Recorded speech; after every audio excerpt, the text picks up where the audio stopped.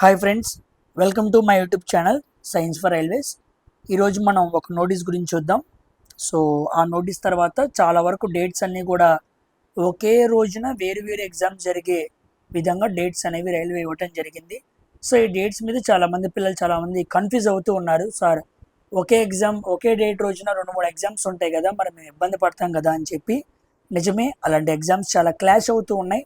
So వాటి గురించి railway ఆలోచన చేసి ఆ డేట్స్ అయితే మార్చాలి, మోస్ట్లీ మార్చిద్దని అనుకుంటున్నాను. ఎందుకు అంటే లాస్ట్ టైం మనకి ఏఎల్పి డేట్స్ గురించి మెన్షన్ చేసినప్పుడు అప్పుడు మనకి 16, 17, 18 ఈ 3 రోజులు మాత్రమే ఏఎల్పి ఎగ్జామ్స్ ఉంటాయి అని చెప్పడం జరిగింది. కానీ రీసెంట్గా మనకి రిలీజ్ చేసిన నోటీస్లో ఇదిగోండి, ఇక్కడ చూడండి, 13వ తారీఖు 16, 17, 18 అంటే మొన్న 16, 17, 18కి ఈ 3 రోజుల్లో ఏఎల్పి సిబిటి 1 పూర్తయిద్ది అని మనం అనుకున్నాం. కానీ దానికి ఎడిషన్గా 13వ తారీఖు కూడా ఏం చేశారు, ఎగ్జామ్ డేట్ని యాడ్ చేయడం జరిగింది. సో సిబిటి 1 మోస్ట్లీ మనకి 4 డేస్లో జరిగింది. ఆ 4 డేస్ 13, 16, 17, 18. ఓకేనా? సో డైలీ 3 షిఫ్ట్లు జరుగుతాయి కాబట్టి 4x3 మొత్తం 12 షిఫ్ట్స్లో సిబిటి 1 అనేది మనకి పూర్తయ్యే అవకాశం ఉంది. ఓకే, ఇక్కడ వరకు బాగానే ఉంది. సో ఇక్కడ ప్రాబ్లం ఎక్కడ వచ్చింది అంటే ఆ 13వ తారీఖు ఏముంది, ఆ 13వ తారీఖు ఇదిగోండి, non technical popular category under graduate computer based typing skill test ఉంది. The CBTST for short listed candidates on the base of second stage computer based test is tentatively scheduled on 13/2/2026. So 13వ తారీఖు ఏముంది అంటే మనకి 13వ తారీఖు మనకి CBTST ఉంది, టైపింగ్ స్కిల్ టెస్ట్. ఇది అండర్ గ్రాడ్యుయేట్. 11వ తారీఖు మనకి సిబిటిఎస్టీ ఉంది, అదేంటి, గ్రాడ్యుయేట్. ఓకేనా? మళ్ళీ ఈ 11వ తారీఖుతో ఏం లింక్ అవుతుంది, ఇక్కడ చూడండి, ఇదిగోండి 11వ తారీఖు సిబిటిఎస్టీ మన జరిగింది కదా 30/12. అప్పుడు పారాగ్రాఫ్ గురించి సంథింగ్ గొడవ జరిగి మళ్ళీ రీషెడ్యూల్ ఇచ్చారు, అది 11/2 ఇచ్చారు. సో 11వ తారీఖు ఏం జరుగుతుంది, సిబిటిఎస్టీ జరుగుతుంది 2026 యూజీ. అదే రోజు ఏముంది, సెక్షనల్ కంట్రోలర్ 11వ తారీఖు 12వ తారీఖు 2 రోజులు ఎగ్జామ్స్ ఉన్నాయి. సెక్షన్ కంట్రోలర్ చూసారా, ఈ సంవత్సరం 2026 ఎగ్జామ్స్ అని స్టార్ట్ అయ్యేది ఫస్ట్ సెక్షనల్ కంట్రోలర్తోనే. మరి 11వ తారీఖు అండ్ గ్రాడ్యుయేట్ టైపింగ్ టెస్ట్ రోజు ఏమో సెక్షనల్ కంట్రోలర్ ఉంది. 13వ తారీఖు జరిగే టైపింగ్ ఎగ్జామ్ రోజు ఏమో ఇది ఏఎల్పి సిబిటి 1 ఎగ్జామ్ స్టార్ట్ అయ్యే రోజు కూడా 13వ తారీఖుకి. సో ఇలా చాలా డేట్స్ అనేవి కొలిజన్ అవుతున్నాయి, క్లాష్ అవుతున్నాయి. సో వాటి కూడా టెంటేటివ్లీ అని మెన్షన్ చేశాడు కాబట్టి వాటిని మార్చే అవకాశం ఉంది. ఎందుకంటే ఈ ఎగ్జామ్ రాసే పిల్లలే ఆ ఎగ్జామ్స్ కూడా రాస్తారు కాబట్టి దీన్ని దృష్టిలో పెట్టుకొని రైల్వే కంపల్సరీగా డేట్స్ మార్చి అనుగుణంగా ప్లాన్ చేసే అవకాశం ఉంది. ఓకేనా? కాబట్టి ప్యానిక్ అవ్వమాకండి. 2 ఎగ్జామ్స్ పెట్టుకున్నాం సార్, రెండింటికి ప్రిపేర్ అయ్యాం, ఇప్పుడు ఎలాగా అని భయపడాల్సిన పని ఏమీ లేదు. మోస్ట్లీ 2 రాయటానికి అనుగుణంగా రైల్వే ఒక నిర్ణయం తీసుకునే అవకాశం ఉంది.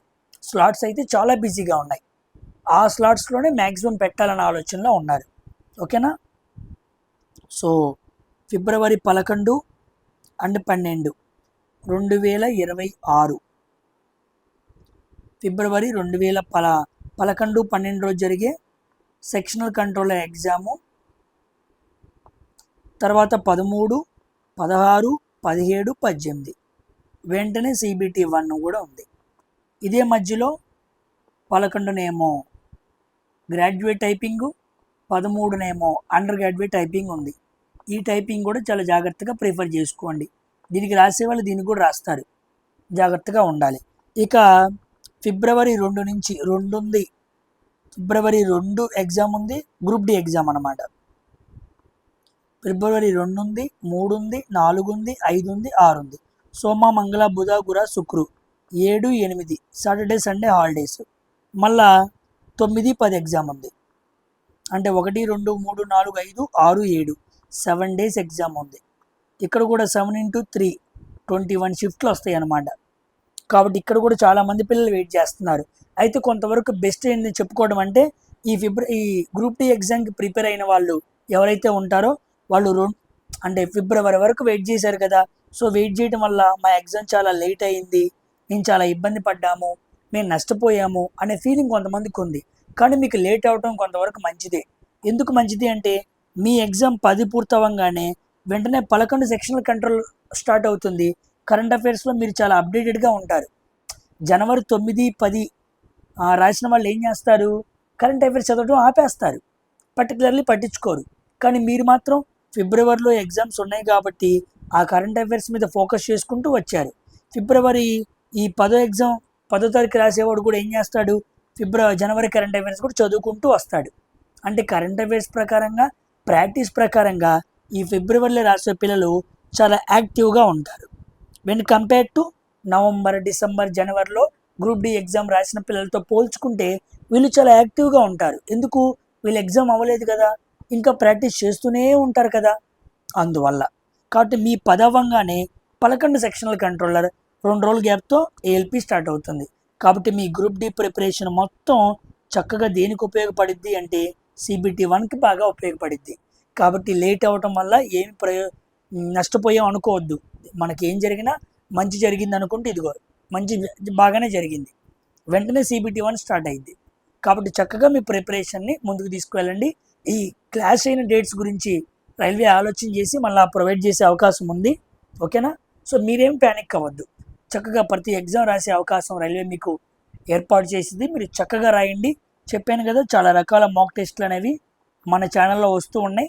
సైన్స్కి సంబంధించి ఆ డిఫరెంట్ ట్రిక్కీ క్వశ్చన్స్ అన్నీ కూడా మాక్ టెస్ట్ రూపంలో మీకు తెస్తున్నాం కాబట్టి వాటిని చక్కగా ప్రాక్టీస్ చేసుకుంటూ సైన్స్లో ప్రో అవ్వండి, ఓకేనా.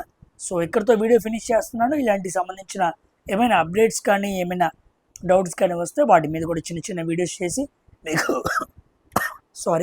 మీకు అవేర్నెస్ క్రియేట్ చేస్తాను. కంపల్సరీగా మన ఛానల్ని సబ్స్క్రైబ్ చేసుకొని బెల్ ఐకాన్ ట్యాప్ చేసుకుని పెట్టుకోండి. వీడియో పెట్టగానే మీకు అప్డేట్ వస్తుంది, ఓకేనా. నెక్స్ట్ వీడియోలో కలుద్దాం, బాయ్.